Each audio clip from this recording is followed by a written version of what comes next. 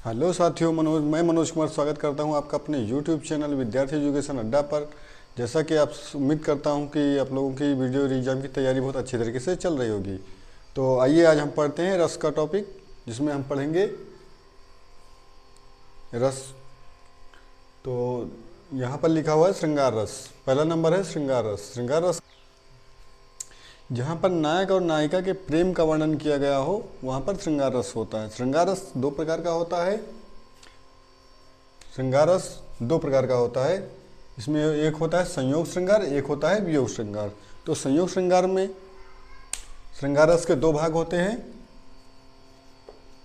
एक होता है संयोग श्रृंगार और दूसरा होता है वियोग श्रृंगार। तो संयोग श्रृंगार में जब नायक और नायिका के मिलन का वर्णन होता है तो वहाँ पर संयोग श्रृंगार होता है, और वियोग श्रृंगार में जहाँ पर नायक और नायिका के बिछोह का वर्णन हो वहाँ पर वियोग श्रृंगार होता है। ठीक है, तो इसका उदाहरण हम देखते हैं। बतरस लालच लाल की मुरली धरी लुकाए, साह करे भवन से दैन कह न जाए। तो इसका मतलब ये होता है कि यहाँ पर श्रृंगार में यहाँ पर इसके प्रेम का वर्णन किया गया कि गोपियों ने कान्हा की मुरली को छुपा कर रख दिया है और उनसे जो है कि कुछ मजाकिया स्वभाव में बात करती हैं। ठीक है, दूसरा रस है हास्य रस। हास्य रस का हम बात करते हैं जहाँ पर हास्य रस का जहाँ पर कुछ ऐसी बातें हों कि हमें उनको पढ़कर या देखकर सुनकर हमें हंसी आए, तो वहाँ पर जो है हास्य रस होता है। जैसे बुरे समय, उदाहरण इसका देखते हैं। बुरे समय को देखकर गंजे तू क्यों रोए, किसी भी हालत में तेरा बाल न बांका होए। तो ये कहा गया है इसमें कि बुरे समय को देखकर गंजा तू क्यों रो रहा है, क्योंकि तेरे पास तो बाल है नहीं, तो तेरा तो बाल बांका हो ही नहीं सकता, तो तेरे रोने का कोई मतलब नहीं है। तो यहाँ पर हास्य रस होता है। ठीक है, तीसरा देखते हैं करुण रस। करुण रस का स्थायी भाव होता है शोक। जब हम किसी दृश्य को देखकर या पढ़कर या फिर सुनकर हमें शोक रूपी स्थायी भाव की प्राप्ति होती है, वहाँ पर जो है करुण रस होता है। जैसे किसी की मृत्यु हो गई, कोई चोटिल हो गया, या फिर कोई ऐसी बात हो गई जिसको सुनकर या देखकर हमें दुख हो, तो वहाँ पर जो है करुण रस होता है। इसका उदाहरण हम देखते हैं। सुख सकल सब रोमह रानी, रूप सीलु बलु तेज बखानी। जब रावण की मृत्यु होती है तो उसकी सारी रानियाँ यहाँ पर शोक करके रोती हैं और उसके सील बल और तेज का बखान करते हैं कि कितना बड़ा था, आज वो नहीं रहा यहाँ पर। तो वहाँ पर हमारा करुण रस होगा। ठीक है, आइए चौथे नंबर पर देखते हैं वीर रस। वीर रस जो होता है इसका स्थायी भाव उत्साह होता है। जब किसी काव्य को पढ़कर या नाटक को देखकर या सुनकर हमें उत्साह रूपी स्थायी भाव की प्राप्ति होती है, यहाँ पर उत्साह रूपी स्थायी भाव की प्राप्ति होती है, वहाँ पर वीर रस होता है। जैसे देश पर सैनिक लड़ते हैं, ठीक है, या मैदान में लड़ाई चल रही है, तो उसको देखकर जो उत्साह हमारे जोश जो हमारे मन में उत्पन्न होता है वहाँ पर वीर रस होता है। तो इसका एक उदाहरण देखते हैं। वीर तुम बढ़े चलो, धीर तुम बढ़े चलो। कहने का मतलब यह है कि वीर तुम बढ़े चलो, मतलब यहाँ पर वीरों को उत्साहित किया जाता है कि तुम बढ़े चलो, सामने पहाड़ हो या सिंह की दहाड़ हो, कितनी भी कठिन परिस्थिति हो, चाहे सामने पहाड़ आ जाए या फिर सिंह की दहाड़ शेर आ जाए, तुमको रुकना नहीं है, तुमको बढ़ना है। इसका मतलब यहाँ पर उत्साह दिया जाता है इसमें। ठीक है, पांचवा नंबर है रौद्र रस। रौद्र रस देखते हैं। रौद्र रस में इसका स्थायी भाव क्रोध होता है। क्रोध जहाँ पर हमें देखकर या सुनकर, किसी काव्य को देखकर या सुनकर या पढ़कर जो भी होता है, क्रोध रूपी स्थायी भाव जब जागृत होता है तो वहाँ पर रौद्र जो है रौद्र रस होता है। जैसे उस काल मारे क्रोध के तन कांपने उनका लगा, मतलब क्रोध से इतना क्रोधित हो गए वो देख करके कि उनका तन कांपने लगा। ठीक है, तो यहाँ पर होता है रौद्र रस। छठे नंबर पर देखते हैं भयानक। भयानक रस होता है। भयानक रस में इसका स्थायी भाव भय है। ठीक है, जब इसका स्थायी भाव भय है, आइए देखते हैं इसका उदाहरण देखते हैं। एक और अजगर लख, एक और मृगराय। ठीक है, इसका ये उदाहरण है। इसमें होता है जब हम किसी चीज़ को देखकर अचानक से डर जाते हैं या किसी की बात सुनकर हम उससे डरने लगते हैं। किसी चीज़ को देख, हमारे सामने अचानक से शेर आ गया, जैसे जब अचानक से शेर आ जाएगा तो हम डर जाएंगे, या फिर अचानक से हम जा रहे हैं, अचानक से सांप आ गया तो हम अचानक से रिएक्ट करेंगे उस पर, तो वहाँ पर हम डर जाते हैं, तो वहाँ पर भयानक रस होता है। इसमें बताया गया कि जो है एक आदमी जा रहा था, उसने जब देखा सामने शेर आ गया और पीछे से अजगर है, तो वो जाए तो जाए कहाँ, मतलब आगे कुआं पीछे खाई वाली हालत हो गई उसकी। ठीक है, 7वां रस हम देखते हैं विभत्त रस।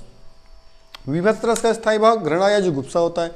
जब किसी ऐसी चीज को देखकर, पढ़कर, सुनकर जब मन में कुछ ऐसा भाव आ जाए कि यार ये तो एकदम बेकार है, हटाओ इसको यहाँ से, मतलब घृणा का भाव उत्पन्न हो जाए। जैसे हम किसी रास्ते में जा रहे हैं, या कुत्ता मरा पड़ा हुआ है, या फिर कोई ऐसी चीज़ पड़ी हुई जो हमें अच्छी नहीं लगती है, उससे हम दूर भागना चाहते हैं, तो वहाँ पर घृणा या जुगुप्सा होता है। जैसे इसका उदाहरण है, सिर पर बैठो आँख दो खाद निकाल, मतलब एक जानवर पड़ा हुआ है, उसके सिर पर बैठकर कौवा जो है उसकी एक आँख निकाल कर खा रहा है, विभत्त रस होगा। आगे देखते हैं 8वां रस अद्भुत रस।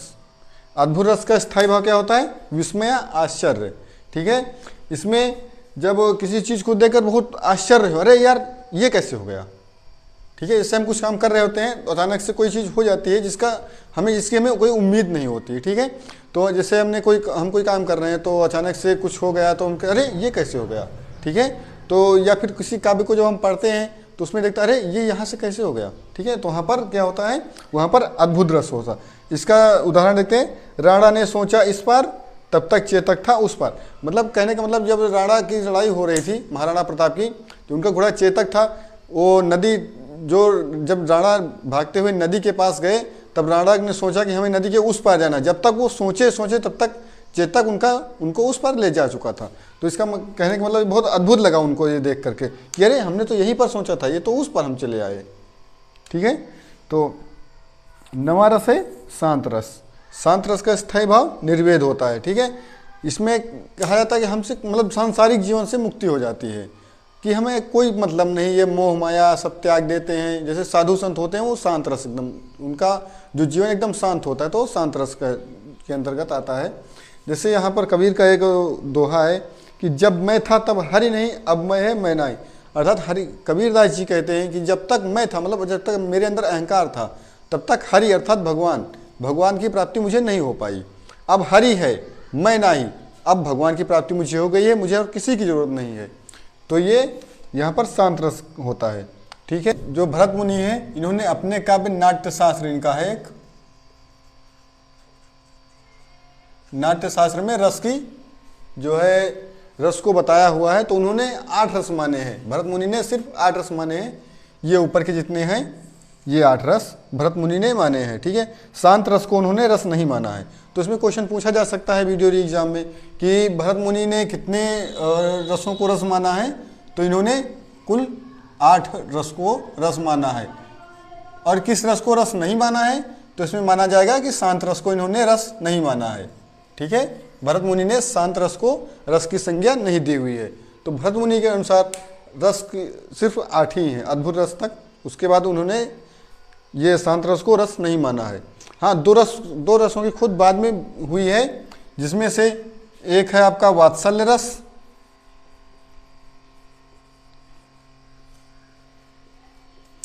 और एक है भक्ति विषयक भक्ति रस।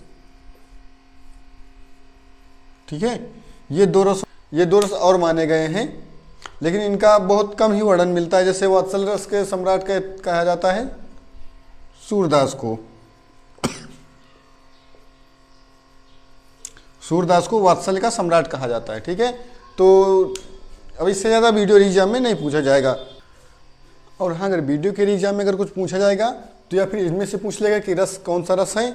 ठीक है, या स्थायी भाव उसका पूछ लेगा कि रस दे देगा, उससे पूछेगा स्थायी भाव क्या है, या फिर रस दे देगा उसका उदाहरण पूछ लेगा, या फिर उदाहरण देकर उसका रस पूछ लेगा या उसका स्थायी भाव पूछ लेगा।